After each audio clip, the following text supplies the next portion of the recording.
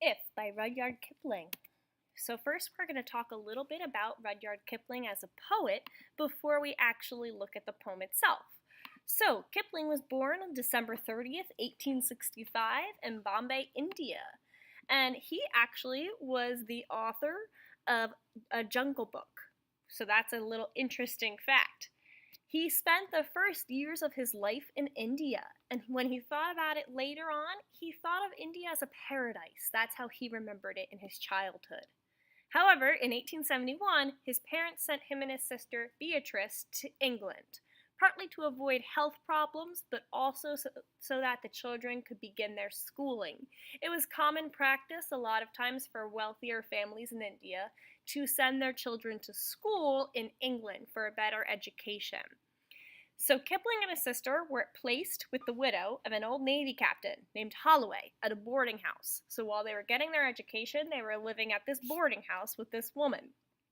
Kipling and Beatrice spent the better part of the next 6 years in that place, which they came to call the House of Desolation.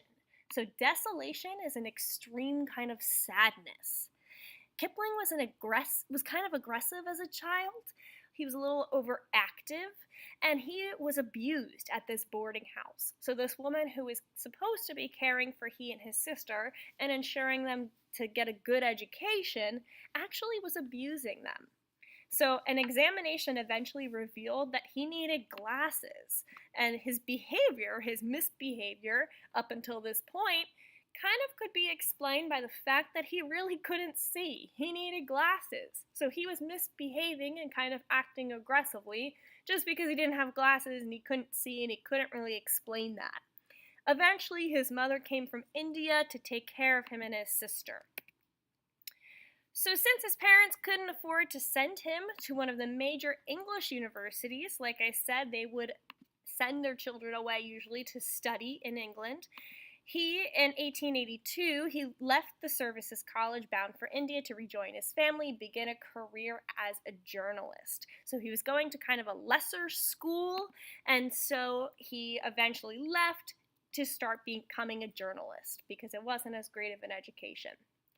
For 5 years, he held the post, so his job was an assistant editor of a paper. And during those years, he also started publishing his first major collection of poems. So while he was kind of a starting out journalist, that's when he really started writing his poetry and publishing it. So in 1888, he moved south to join a different paper. It was a much larger, more famous, bigger paper.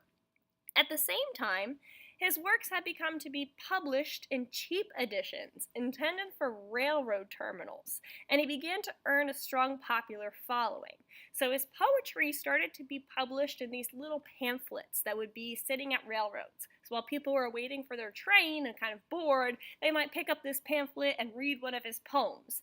And he started to kind of get a little bit of a fan base from this.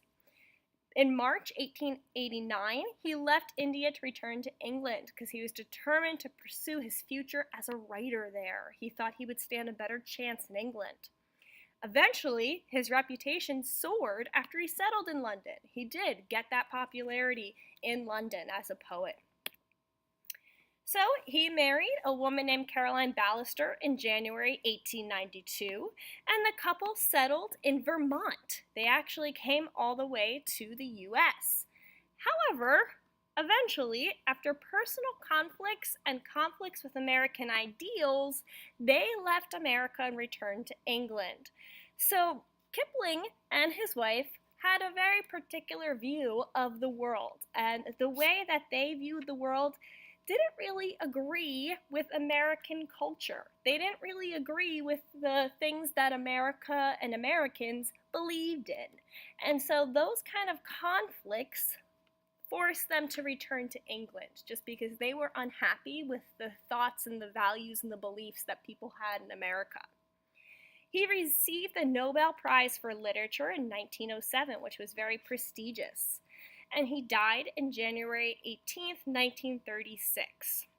So when we talk about Kipling in the literature field, he's remembered for his celebration of British imperialism.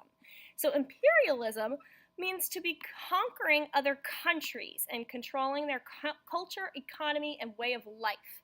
So that was a popular thing that happened pretty much since the beginning of time, where larger, more powerful countries would come in to smaller countries and just take them over, absolutely conquer them, rule them. They would get rid of their culture and they would give them a new way of life and match that larger country. And he celebrated Britain doing this. And the British actually controlled India for a good portion of time, as well as many, many other countries. And so he really celebrated that. So he told a lot of stories about British soldiers in India, and he wrote a lot of stories for children. So the poem, If, that we're going to be looking at, it was written first in 1895, and then eventually it was published in a collection called Rewards and Fairies in 1910. So this poem is said to be a tribute to British military leader Leander Starr Jameson. So this man was a leader of a failed raid. So it was a group of British military who were attempting to go conquer a portion of South Africa. So he was taking his troops to fight against the South American Republic to overthrow the South African government. So they were trying to conquer this part of Africa. However, they failed. And this failure of the attack really upped the political tensions between Great Britain and South Africa. So because they failed, Great Britain was pretty angry that they weren't able to conquer this smaller country. Their pride was hurt. And so this wound up leading to a war in which eventually the British conquered the South African nations. So it's said that because Kipling really did value imperialism and he was proud of the things that Britain did, he wrote this poem kind of about in tribute, dedication to this leader who led this raid. The poem is written in the form of paternal advice to the poet's son, John. So reading the poem, it sounds like a father talking to his son and giving him advice or wisdom for life. And this poem was hugely popular in Britain as it upheld their virtues of keeping a stiff upper lip. So to keep a stiff upper lip kind of means to man up. And so this was a very popular belief in British culture and society, to kind of man up through it. And this poem really celebrates that idea. So we're going to listen to the poem first. So just take a second and listen to the poem before we go forward. If you can keep your head when all about you are losing theirs and blaming it on you, if you can trust yourself when all men doubt you, but make allowance for their doubting too. If you can wait and not be tired by waiting or being lied about, don't deal in lies, or being hated, don't give way to hating, and yet don't look too good nor talk too wise.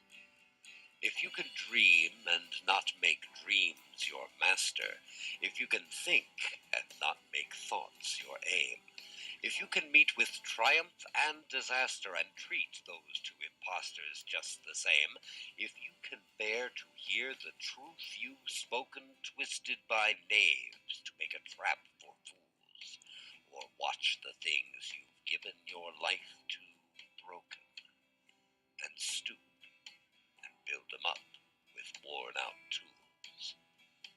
If you can make one heap of all your winnings and risk it on one turn of pitch and toss and lose, and start again at your beginnings and never breathe a word about your loss, if you can force your heart and nerve and sinew to serve your turn long after they are gone, and so hold on when there is nothing in you except the will which says to them, hold on. If you can talk with crowds and keep your virtue, or walk with kings nor lose the common touch, if neither foes nor loving friends can hurt you, if all men count with you, but none too much, if you can fill the unforgiving minute with 60 seconds worth of distance run. Yours is the world, and everything that's in it. And which is more, you'll be a man, my son. So that was the poem If by Kipling, and we're going to go forward to analyze it and talk about it together. But before we do that, this is your homework assignment. So you're going to define these following vocab words, and one here is done for you. So that way when we look at these words in the poem, we have an idea of what they mean. So you'll need to go ahead and define these words, and I'll give you homework credit when I check this.